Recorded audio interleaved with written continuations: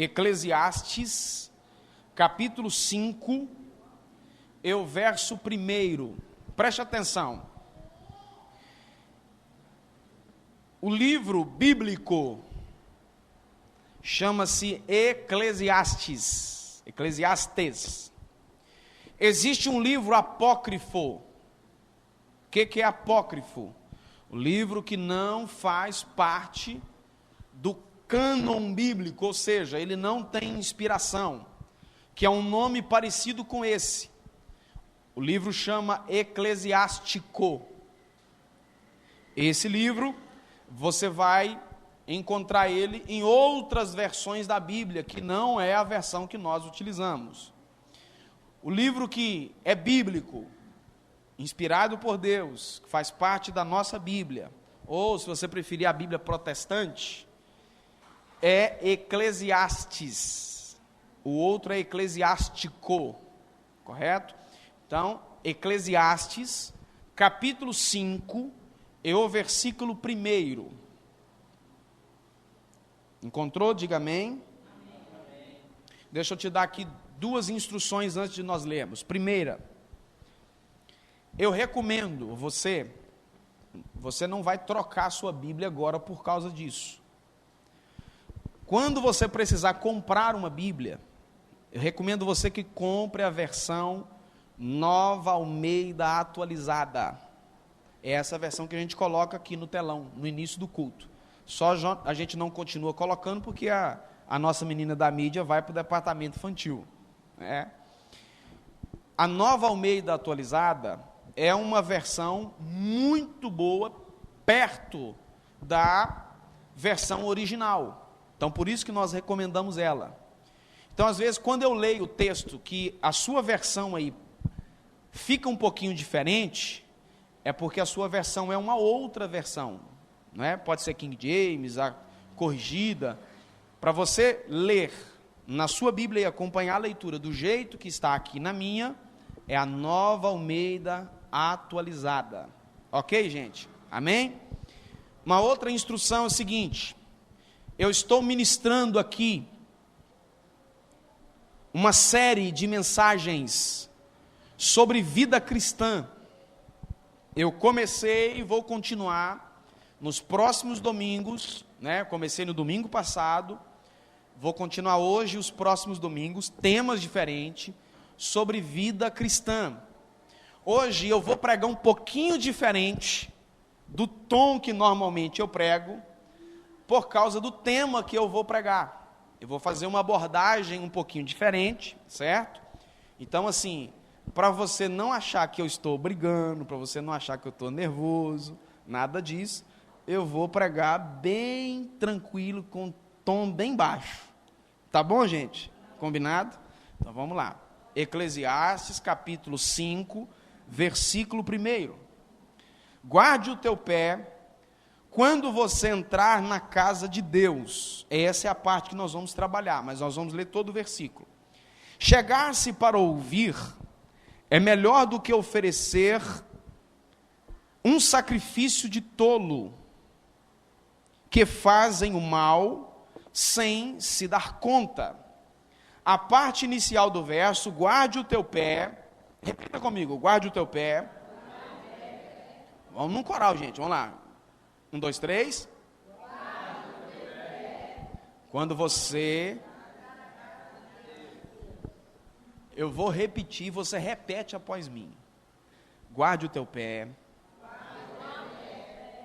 Quando você entrar na casa de Deus. Agora olhe para mim aqui. Nós vivemos uma época em que a nossa cultura, olhe para mim, a nossa cultura, ela está sofrendo os impactos de uma ideologia, eu falei disso outro dia na escola dominical, de uma ideologia chamada politicamente correto, a ideologia do politicamente correto. O que essa ideologia faz? Ensina, prega, de que você não deve falar nada com ninguém, mesmo que seja a verdade, porque a verdade ela ganhou um tom individual. Isso vai para uma outra corrente chamada relativismo, verdade relativa, ou seja, essa ideia prega o seguinte: a minha verdade é a minha verdade, não necessariamente seja a sua verdade. Então, politicamente vai dizer o seguinte: ainda que eu pense em algo como verdade, isso eu tenho que guardar para mim. Eu não posso falar com você porque você tem uma outra versão de uma verdade que é a sua verdade. E aí, em nome disso, muita gente utiliza até de textos bíblicos, né? Nós trabalhamos outro dia na escola dominical o Mateus capítulo 7. Não julgueis para que não sejais julgados, e a turma lê ou cita apenas esse versículo e não continua o texto que segue, e aí fica uma distorção do propósito daquilo que Jesus havia falado. Só que, apesar dessa questão do politicamente correto, muita gente acaba adotando o tom irreverente para fazer sucesso. Por exemplo, eu vou te dar aqui. A maioria da turma da comédia, dos comediantes, a turma do stand-up, adotou um tom irreverente. Faz piada com tudo, inclusive com o nome de Deus, faz piada com a fé das pessoas, fazem piada com as pessoas, e que os shows dessas pessoas não é ambiente para um cristão frequentar, porque se fala de tudo e de qualquer jeito de forma irreverente. Muitas pessoas, quando vêm ao culto, algumas pessoas questionam até que ponto o culto deve ser descontraído. O que é que deve acontecer no culto? O culto ele deve ser espontâneo e alegre. O que é ser espontâneo? Espontâneo fala de espontaneidade, de nada engessado. Espontâneo fala de liberdade. Você não pode confundir espontaneidade com libertinagem, por exemplo, com bagunça, com falta de regra, com cada um faz o que quer. O culto ele precisa ser espontâneo e alegre, sem perder o devido temor e respeito. Assim, a reverência é um sentimento de amor e respeito. Quando temos uma atitude reverente diante de Jesus, nós o honramos, expressamos gratidão a Ele, obedecemos os seus mandamentos. Isto é reverência, que é o assunto que eu quero abordar aqui. Quando temos de comparecer diante de autoridades, você não vai lá de qualquer jeito. Você não aparece diante de uma autoridade de qualquer maneira. Quando temos que comparecer diante de uma autoridade, nos comportamos, não atrasamos, vestimos adequadamente, escolhemos bem as palavras e cuidamos do nosso tom de voz. Você não comparece diante de um juiz, ainda que você não esteja em julgamento, mas se você for testemunha, por exemplo, de alguma coisa, você não se direciona a um juiz falando de qualquer maneira, falando de qualquer jeito. A nossa preocupação, todavia, deve ser em relação a nos apresentar diante de Deus, ainda com uma preocupação maior. Porque aqui nós não estamos nos apresentando diante de um rei, nós estamos apresentando aqui diante do Rei dos Reis. Nós não estamos apresentando aqui diante de um Senhor, mas nós estamos nos apresentando diante do Senhor dos Senhores. Não nos apresentamos diante de um inventor de qualquer coisa, mas nos apresentamos diante do Criador do universo e de todas as coisas. Então, esse deve ser o nosso cuidado. Salomão, ao escrever isso aqui, ele disse: olha, guarde o teu pé, preste atenção, tenha cuidado. Alguns cuidados que fazem parte da nossa reverência no culto. Primeira, Mateus capítulo de número 21, versículo 13, disse Jesus: a minha casa será chamada casa de oração. Primeira coisa que nós precisamos compreender aqui em relação à casa de Deus, a nossa reverência. Uma das coisas importantes no culto é a oração. Repetindo, a oração é um diálogo pelo qual estabelecemos a nossa relação com Deus. Isto é a oração. A oração não é um monólogo que você fala sozinho. Você fala e Deus também fala. Não necessariamente Deus precisa te responder na hora que você dobra o seu joelho, ou ora em pé, ou de qualquer uma outra postura física. Mas quando você ora, você pode aguardar que o Senhor tem uma resposta e uma direção para te dar. A resposta da nossa oração nem sempre virá em formas de palavras. A resposta da nossa oração pode vir em forma de uma percepção diferente de algo. Quantas vezes nós estamos diante de circunstâncias que não compreendemos, entramos diante de Deus em oração, e daqui a pouquinho a nossa visão é ampliada, e a gente passa a perceber coisas que a gente não tinha visto antes, e a gente chega a dizer assim: olha, isso aqui estava bem na minha frente, eu não tinha visto. Isso aqui estava diante dos meus olhos e eu não havia percebido. Como que agora eu estou vendo? Deus aguçou a sua visão, abriu o seu entendimento, a sua percepção, e você compreendeu aquilo que estava diante dos seus olhos e que você não compreendia antes. A oração, ela é importante. É através da oração que recebemos dele os direcionamentos para as nossas vidas em todas as áreas. Se faltar oração no culto, os nossos encontros serão apenas reuniões normais, formais, ou não um bate-papo de amigos, menos culto. Então deixa eu lhe advertir aqui. É por isso que o nosso culto começa às 7h30. Você deve estar aqui nesse horário. Primeiro ato do culto, nós lemos aqui uma palavra e oramos. Se você perde isso, você está perdendo uma parte do culto. Eu entendo, meio de semana, às vezes as pessoas trabalham fora e longe, e às vezes o horário fica puxado, mas no domingo, gente, chegue cedo.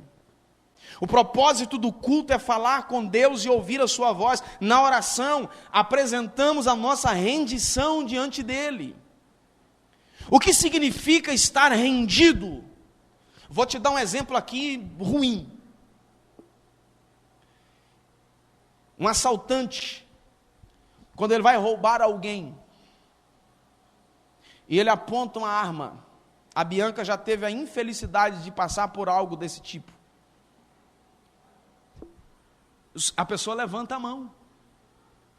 Quer dizer, a pessoa está demonstrando para outra que ela está rendida. Olha, eu não estou tentando nada. O ato de render, e agora no sentido aqui espiritual, é um ato de entrega. Quando você se rende diante de Deus em oração, você está se entregando a Ele. Por que que às vezes um culto em que você vem para a igreja, e o mesmo culto que você participa, o outro irmão participou, a mesma mensagem que o irmão recebeu, você também recebeu, e às vezes alguns de nós saem do culto dizendo: olha, o culto não foi bom, eu não entendi nada, não consegui me conectar, e o culto não foi legal. Às vezes nós vimos para a igreja e às vezes falta nós compreendermos isto. A oração ela é extremamente necessária para a nossa rendição. Quando nos rendemos diante de Deus, estamos dizendo assim: olha, eu me desarmo. Eu desarmo de tudo aquilo que eu penso, eu desarmo do meu eu desarmo das minhas preocupações, me desarmo de tudo aquilo que eu acho que está certo, eu me desarmo, eu estou blindado, mas agora eu abro as portas do meu coração, entrego a chave para o Senhor e digo para Ele: entre no meu coração. A oração é uma ferramenta extraordinária para você fazer isso. O que significa render-se? É deixar ser dominado, é se entregar, é submeter-se, é curvar-se diante dele. Nós não, preste atenção nisso aqui. Isso aqui que eu vou dizer é extremamente importante. Nós não podemos transformar esse ambiente aqui em uma espécie de um ambiente místico. A ideia não é essa. Mas também nós não podemos encarar esse ambiente aqui como normal e natural. Nós não podemos entrar aqui nesse ambiente como você entra em um tipo qualquer de comércio aqui da cidade, numa loja, por exemplo. Esse ambiente aqui é um ambiente separado. É um ambiente que nós reservamos ele para estarmos aqui juntos, louvando ao Senhor e sendo ministrados. Não é um ambiente místico, mas isso aqui não é normal. A partir do momento que alguém começa a encarar o ambiente do culto como um ambiente normal e de qualquer jeito, ele torna esse ambiente propício para as pessoas fazerem o que quiser. Eu não posso transformar a igreja num ambiente místico. Olhar isso aqui como um misticismo, cheio de simpatia. Como se esse ambiente, se o ambiente em si, me desse algum tipo de poder. Como se o ambiente em si fizesse alguma coisa por mim. Não é isso. Mas eu também não posso transformar esse ambiente aqui do culto em um ambiente normal, comum, em que se faz aqui qualquer coisa que se queira fazer. Esse ambiente aqui, Jesus foi quem falou, é casa de oração. Portanto, quando entramos pelas portas do templo, estejamos todos certos de que esse lugar foi separado para cultuarmos ao Senhor nesse tempo. Estamos aqui na casa do Pai. Esse ambiente aqui é a casa do Pai. Esse ambiente aqui é a casa de oração. Aqui você tem liberdade para adorar ao Senhor, para orar ao Senhor, para celebrar ao Senhor, para cantar ao Senhor. Esse ambiente aqui é um ambiente de manifestação da graça e do poder de Deus. Esse é a casa do Pai. Segunda coisa que eu quero falar com você. Guarde o teu pé quando você entrar. Abacuque capítulo 2, versículo 20. O Senhor, porém, está no seu santo templo. Cale-se diante dele toda a terra. Diga comigo, cale-se diante dele toda a terra. O único barulho que pode acontecer aqui, dos cânticos, dos instrumentos, você glorificar a Deus, você falar em línguas, orando ao Senhor. Irmãos, teve um dia que eu fui participar de um culto. Na verdade era na igreja que eu fazia parte anteriormente. Eu sentado, e sentou dois irmãos atrás de mim. Eu saí de lá um especialista em lavoura de café, daquele culto. Porque os dois falaram de plantio, cuidado e colheita de café o culto inteiro. O ministério de louvor cantando, a palavra sendo ministrada, e os dois mexendo com café. sentado no banco atrás. Não, gente. O silêncio é importante. A palavra de Deus diz que há tempo para estar calado e tempo de falar. Você imagina agora se cada um de vocês, agora, não precisa nem ser de cada um de vocês, se aparecer aqui 4 pessoas, 2 de um lado e 2 do outro, falando agora juntamente aí, eu perco a minha mensagem toda aqui. Sabe, esse ambiente é um ambiente que precisa de silêncio. E aqui eu não estou contradizendo o que eu falei anteriormente em relação à oração. Durante o culto, é desnecessário conversar com qualquer outra pessoa, a não ser aquele a quem você está orando. A única equipe que está autorizada a falar no culto, sem ser a oração, é a equipe de diácono com alguma coisa aqui. Eles entraram 2 aqui olhando meio assim, eu comecei até a ficar meio preocupado. Entrou 2 aqui agora que eles combinaram alguma coisa, acho que foi pegar a cadeira. A turma está em serviço. Agora você sentado aí no seu lugar, você precisa se ligar. Qualquer pessoa precisa estar nesse momento, todos nós, ligados, todos nós. Quando nós vamos ao cinema, você não deve falar. Pessoal, você assistindo um filme e falando, conversando alto, rapidinho vão te tirar da sala do cinema. Você vai a um teatro, é a mesma coisa. Você vai a um hospital, é a mesma coisa. Tem lá logo na entrada do hospital escrito silêncio, e para quem não sabe ler, tem uma figura lá fazendo assim, ó. Então, ou seja, as pessoas a todo tempo, elas estão sendo incentivadas a manter o silêncio, tudo tem a sua hora.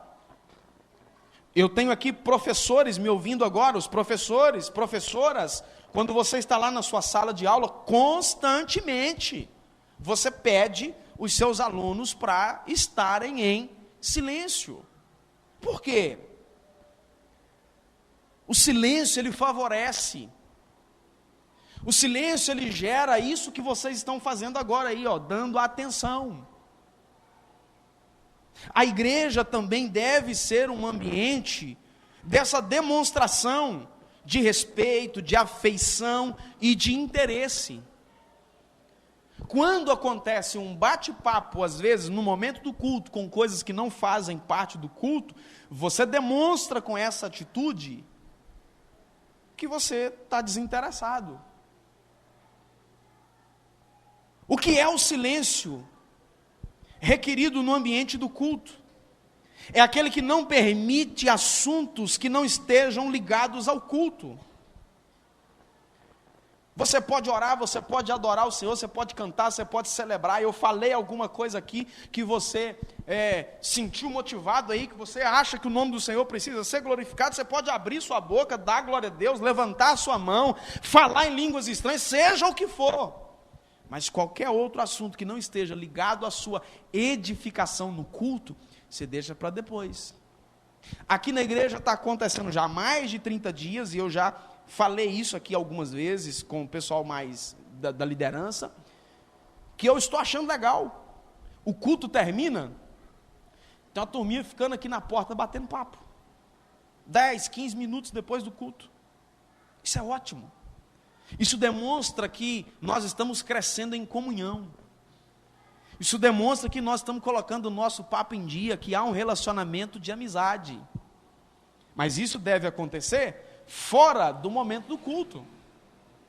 No culto não é hora para isso. Essa é uma palavra pastoral para a sua vida. Amém, gente? Amém. A atitude correta, então, a ser tomada diante de qualquer coisa que atrapalhe a minha vida, a comunicação. Isso que eu estou falando, que eu estou fazendo agora aqui, eu estou comunicando com você. A comunicação, ela envolve expressões verbais, ou seja, o que eu estou falando. A comunicação, ela envolve entonação de voz. Você pode ver que, vez ou outra, eu levanto o tom de voz, eu falo um pouco mais alto, um pouco mais incisivo, daqui a pouquinho eu abaixo. Isso faz parte da comunicação. A linguagem corporal, a minha gesticulação faz parte da comunicação. Então, quando você se prende a outros detalhes que não fazem parte do culto, você perde o culto. Por exemplo, o correto a se fazer, eu não desligo o meu, mas eu coloco geralmente no modo avião, porque eu utilizo aqui, o meu sermão está aqui, as minhas anotações. Qual que é a minha recomendação para você? Desligue o seu telefone, ou coloque no modo avião. Qualquer comunicação, a não ser que você esteja aqui, esperando alguma coisa, uma solução de algo sério, tem alguém doente, tem alguém enfermo, alguma coisa do tipo, você está esperando alguém te chamar. Do contrário, evite comunicação, redes sociais, saber resultado do jogo. Não, gente. Isso aí não pode fazer parte do momento do culto. No momento do culto, não é hora de checar essas mensagens, não é hora de ver placar de jogo, não é hora de ver mais nada. Não é hora de vender um produto ou contar uma história engraçada. Em Eclesiastes, embora o conselho possa consistir numa referência ao respeito ao Senhor de modo geral, a recomendação é, aqui, quando você pega outra tradução, diz: quando você entrar na casa de Deus, ouça e aprenda. A recomendação é essa. Quando essa distração, quando há essa conversa paralela, essa checagem de alguma coisa que não esteja fazendo parte do culto, você perde. Terceira coisa, concentração. 1 Coríntios 14:40. Cuidem para que tudo seja feito com ordem e decência. Diga comigo, ordem. Diga comigo, decência. Qual que era a recomendação de Paulo? Para um melhor aproveitamento do culto, todos nós precisamos estar atentos. Eu prego um estilo de mensagem, e isso aí, se você achar que eu devo mudar, você precisa orar para mim, para Deus ter misericórdia de mim e me ampliar a visão, porque minha capacidade é pequena, é menor. Então, eu prego um estilo de mensagem que eu não fico repetindo as mesmas coisas no mesmo sermão. Eu começo o sermão e vou embora. Eu já falei isso aqui uma vez. Dou introdução, vou nos tópicos, vou embora e a conclusão acabou. Se você se perder, você vai perder a conexão. Se você desconcentrar, é por isso que de vez em quando eu faço esse tipo de coisa. É por isso que de vez em quando eu pergunto, quem me ouve diz amém. Por quê? Para você redobrar a sua atenção. Porque se você perder às vezes um pontinho, você perde a ligação. O que eu penso de sermão? O que eu penso de mensagem? Nós pentecostais, Diogo, gostamos daquele negócio de arrepiar, chorar, aquele negócio que mexe com a gente. Nem toda vez que a gente prega, isso vai acontecer. Provavelmente hoje é um desses dias. Só que, o que eu preciso que você tenha no final da mensagem? Quando eu terminar de falar, você precisa pensar assim, olha, eu compreendi o que o pastor falou. Mesmo que você não chore, mesmo que você não arrepie, mesmo que você não salte, não rode, porque eu sou pentecostal, eu gosto dessas coisas. Sabe? Mas você precisa sair daqui consciente, eu compreendi o que foi dito. Então, a mensagem ela segue isso, o começo, o meio e o fim. Isso aqui é regrinha básica de qualquer discurso. Isso é regra básica de qualquer texto. Certo? Então é isso. Eu vou fazer o seguinte, eu vou encaminhar para você lá, vou encaminhar no grupo da igreja, logo que acabar o culto, o sermão que eu estou pregando aqui. As minhas anotações, eu tenho anotação da introdução, os tópicos, tudo certinho. Eu tenho muita dificuldade de falar de improviso. É por isso que a preparação minha do sermão é demorada. Porque eu vou ajeitando, cortando, mexendo, montando, fazendo, para que eu tenha uma linha de raciocínio coerente. Então, se você se perder, se você desconcentrar, você está aqui na igreja agora, aí você está pensando naquilo que você tem que fazer amanhã. A sua mente viaja. Eu sei que existem pessoas que têm dificuldade, que têm déficit de atenção. Eu sei que existem pessoas assim, mas você precisa manter o máximo possível focado. Foque, não desvie a sua atenção, para que você compreenda aquilo que você está ouvindo. A concentração, ela é extremamente importante. Esteja atento aos louvores que são cantados, medite na letra. O louvor que nós cantamos não pode soar aqui apenas mecânico. Não, eu já sei a letra e você vai cantando. Você nem está prestando atenção no que está cantando. Você canta assim de forma automática, mecânica. Não, gente. Quando há concentração, você canta com a alma. Você canta mesmo e o seu louvor toca o coração de Deus, porque você faz com dedicação, você faz com devoção. Expresse as letras das canções com devoção, com atenção. Concentre o máximo para que você consiga compreender aquilo que está sendo dito, aquilo que está sendo falado. Eu dei uma orientação aqui algumas vezes, vou repetir ela agora, dá tempo ainda. Traga para a igreja uma agenda, um caderno, uma caneta, frases ou versículos ou referências que eu citar aqui, anote isso rapidinho aí, para você conferir depois, para você não se perder. Isso vai ajudar você a compreender. Quando não concentramos, abrimos mão também da verdadeira adoração. Irmãos, a adoração, a adoração verdadeira, ela não acontece no automático. Ela acontece com o melhor da minha devoção. Quem me ouve diz amém. Amém. Ela acontece com o máximo da minha entrega, com o máximo da minha atenção. É assim que vai acontecer a verdadeira adoração. Os diferentes momentos do culto se tornam às vezes tão mecânicos. Já participou de culto? Eu já participei, vários cultos, e vez ou outra acontece, da gente sair do culto e dizer assim, meu Deus, o culto estava tão pesado, será que eu desviei? Dá a impressão que o negócio está errado comigo. O culto está pesado. Sabe, às vezes é porque falta isso. Falta aquela entrega, falta aquele espírito mesmo de devoção, de você se entregar sem reservas, participar desses momentos, da oração, do louvor, se entregar mesmo, e você estar consciente daquilo que está acontecendo, e fazer mesmo para tocar o coração de Deus, e não apenas como mais um dia de culto, ou um cumprimento de dever.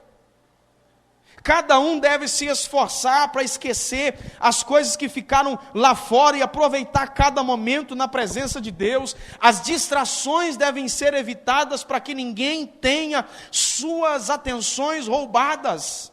Assim, evite se levantar se não for de extrema necessidade. Mas eu já preguei, tem um dia que eu fui pregar numa igreja, o altar estava assim e do lado aqui tinha uma janela grandona da igreja. Alguém foi estourar pipoca embaixo daquela janela, botaram um fogão lá. Eu estou ali, estou escutando aquele ringido de coisa, estava misturando. Eu falei, gente, o que é o negócio? E daqui a pouco eu escutei aquele monte de... Eu falei, foge logo, porque é muito tiro. Era pipoca. Eu falei, gente, não tem condição. Que igreja que concentra num culto desse? A reverência, ela é extremamente importante. Raramente eu levantei do meu lugar para ir ao banheiro no momento do culto. Dificilmente. Eu entendo que tem pessoas que têm problema de saúde, tem pessoas que tomam medicamento, tem pessoas que às vezes têm um pouco mais de dificuldade. Ok, aqui ninguém é proibido de levantar e ir no banheiro, levantar, beber água, mas vai em situação extrema. Tá, nós estamos muito calor, eu também sinto calor. Nós estamos numa situação que você deve levantar só num caso extremo. Porque é o seguinte, quando você levanta, além de você faz também as outras pessoas perderem a atenção, tirarem o foco. A pessoa se perde. Então, para isso, chegue mais cedo. Chegue pelo menos 10 minutos mais cedo. Você vai tomar água, você vai no banheiro, você vai participar do momento de abertura do culto, você vai participar das primeiras canções que aqui são entoadas. O pessoal está aqui preparando durante a semana 2 ensaios por semana. Então, quando você chega depois disso, ou com isso quase acabando, de certa forma, acaba sendo um desrespeito à pessoa que está aqui se preparando para fazer isso. A pessoa está apresentando o louvor dela para Deus, o ministério de louvor aqui está cantando para Deus, de certa forma sim. Mas por outro lado, o ministério de louvor está conduzindo a igreja naquele momento de adoração. Então, quando você não participa disso, quando você simplesmente não se importa, de alguma maneira, você está desconsiderando aquilo que foi preparado. Outra coisa, evite leituras que não estejam de acordo com o culto. É muito comum citar um texto desse. Vamos ler Eclesiastes 5:1. A gente leu um versículo só, e alguns irmãos continuam lendo todo o capítulo. O pregador já está aqui fazendo a introdução da mensagem, já está lá na frente, e a pessoa está lendo ainda, ela perdeu toda a introdução. Então você deve ler apenas aquela parte. Foi dito aquela referência, acompanhe a leitura, ok. Coloque a leitura desse capítulo em dia lá na sua casa. Faça isso em outro momento, não leia outras coisas paralelas. É comum isso acontecer, pessoas aproveitarem o momento da pregação para colocar a leitura bíblica em dia. E aí a gente fala, prega, e a pessoa volta para casa e não entende o que ouviu, porque na verdade ela não ouviu, ela se distraiu com outra coisa. Pastor, é a leitura da Bíblia, eu sei, mas não é esse o momento. O momento é você participar do cântico, o momento é você participar da palavra. Reserve o tempo para você colocar isso em outro momento em dia. Preste atenção, na visão do trono de Deus, Isaías viu que as abas das suas vestes enchiam o templo da casa de Deus, e a casa do Senhor se encheu da presença de Deus. A presença de Deus deve preencher todo o templo. A presença de Deus deve preencher também toda a nossa devoção. Quando nos acheguemos aqui, o Senhor deve receber o melhor da nossa oração sincera. O Senhor deve receber o melhor do nosso cântico, com devoção, com sinceridade. O Senhor deve receber o melhor da nossa reverência. Tudo isso faz parte do culto. A presença de Deus deve encher o ambiente. Para que isso aconteça, o lugar deve estar em um clima total de adoração, louvor e rendição ao nome do Senhor. Para fechar, faz parte da reverência. Romanos capítulo 12, versículo 1. Paulo falou o seguinte: rogo, pois, irmãos, pela compaixão de Deus, que apresentei os vossos corpos como sacrifício vivo, santo e agradável a Deus, que é o vosso culto racional, culto inteligente. Inteligência está ligado à reflexão. O nosso culto precisa acontecer reflexão. É indispensável que, principalmente na mensagem, haja reflexão. Eu queria agora que Deus me desse a oportunidade de conseguir ouvir os seus pensamentos que me ouvem agora com essa mensagem aqui, de pelo menos 1 minuto, e agora você me ouvindo. Essa reflexão, ela é extremamente importante. Quando nós fazemos essa reflexão, nos alimentamos. Quando fazemos essa reflexão, nós saímos do campo de simplesmente ouvintes e vamos para o campo da prática. E Tiago disse: não sejam apenas ouvintes, mas também praticantes. É a reflexão que vai fazer a gente colocar em prática aquilo que a gente ouviu. Logo que eu cheguei aqui, eu disse para os irmãos: olha, eu preciso que você saia daqui pensando na mensagem que você ouviu, que você saia reflexivo. Quantos lembram que eu falei isso? A reflexão, ela é importante. Você meditar nisso. Através da palavra somos orientados em todas as áreas da nossa vida e principalmente espiritual. Somente refletindo naquilo que ouvimos é que vamos colocar isso em prática. Faz parte da reverência essa reflexão. Muitas pessoas não conseguem lembrar da mensagem logo após o culto. Isso é porque permitem que suas mentes adormeçam durante a pregação. Não permita que os seus pensamentos sejam roubados por outras coisas. Reverenciar a palavra de Deus não é ficar de pé na hora da leitura. Reverenciar a palavra de Deus é assentar-se para ouvi-la. Tem muita gente que na leitura fica de pé, mas na hora de ouvir não se assenta. Falando do poder do Evangelho, Paulo disse que usamos as armas poderosas em Deus e não as armas do mundo para destruir as fortalezas do raciocínio humano e acabar com os falsos argumentos. Destruímos todas as opiniões arrogantes que impedem as pessoas de conhecer a Deus e levamos então cativo todo pensamento rebelde aos ensinamentos de Cristo. Uma outra tradução diz, levando cativo todo pensamento à obediência de Cristo, ou seja, a nossa mente está tendenciosa a pensar num monte de coisa ao mesmo tempo, e quando a gente dá por conta, quem tem um déficit de atenção, ele se apanha pensando em outras coisas e perde o foco.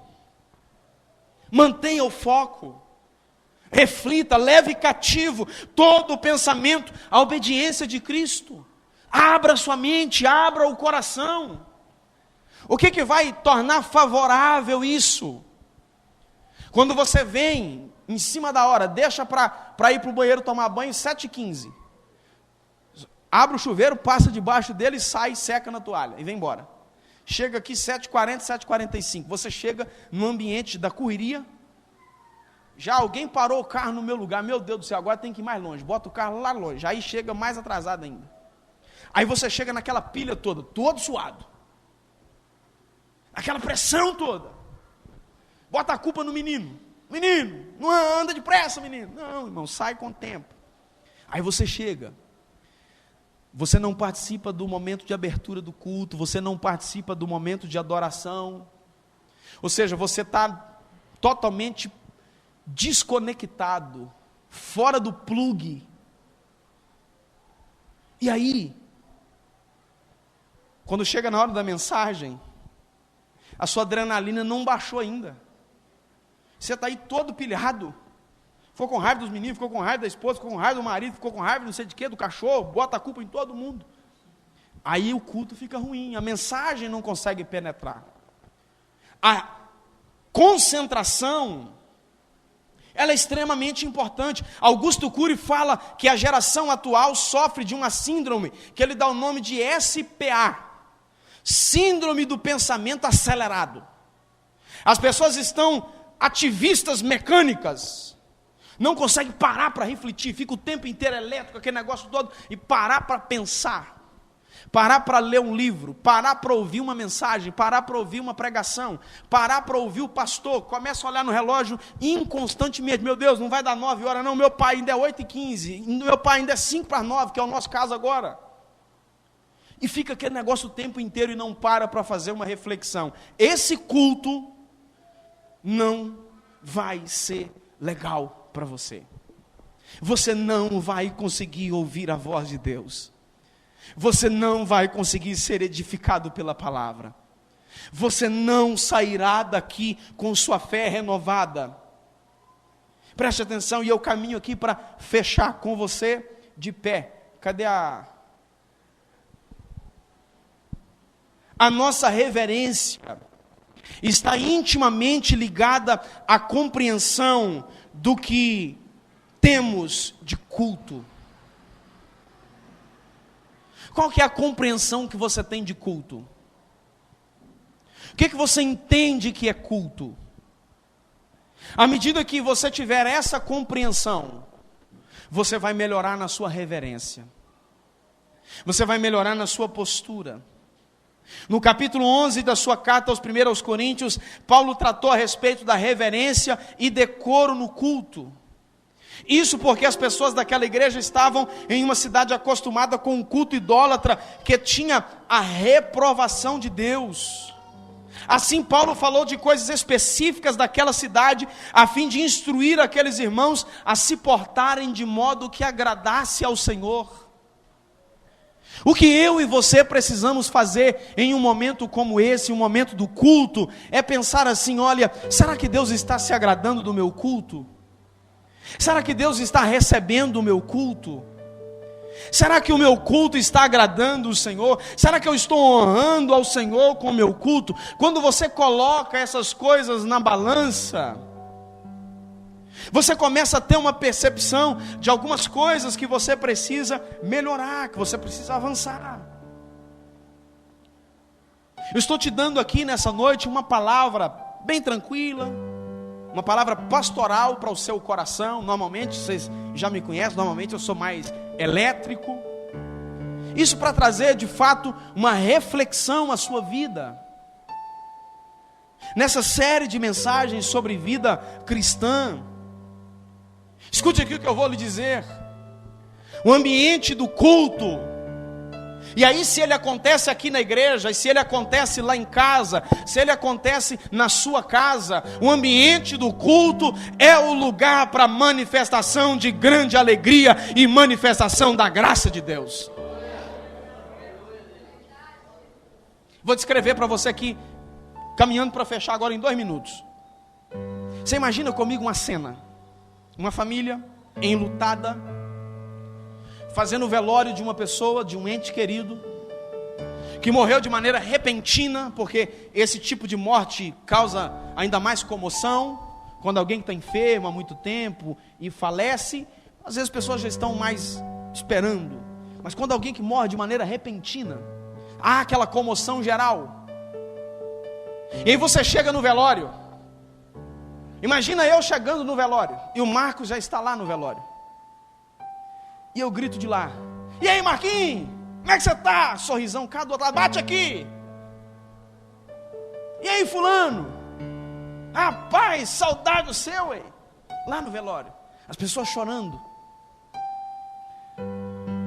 Você chega no velório como se você estivesse chegando numa festa. É reverente ou irreverente?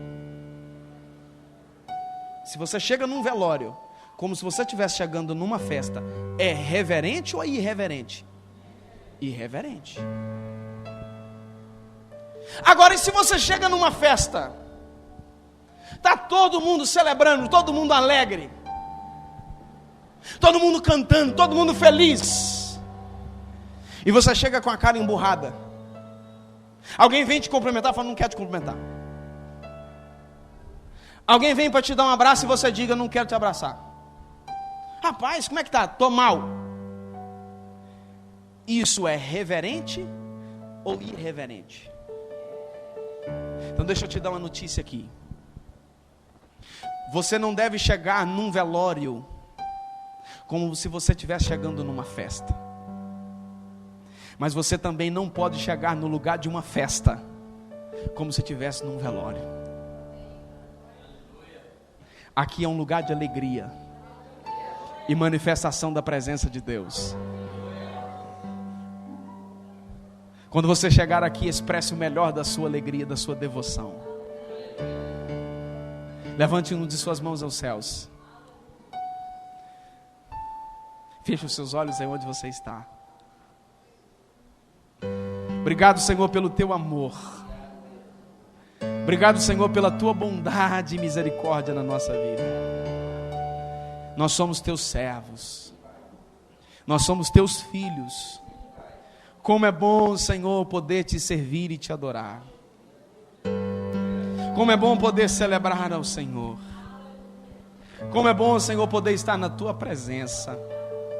A nossa alma se alegra, o nosso coração está quebrantado. Como é bom, Senhor, poder estar aqui na companhia dos meus irmãos, da nossa família de fé, família espiritual. Oh, Senhor, obrigado por esse privilégio.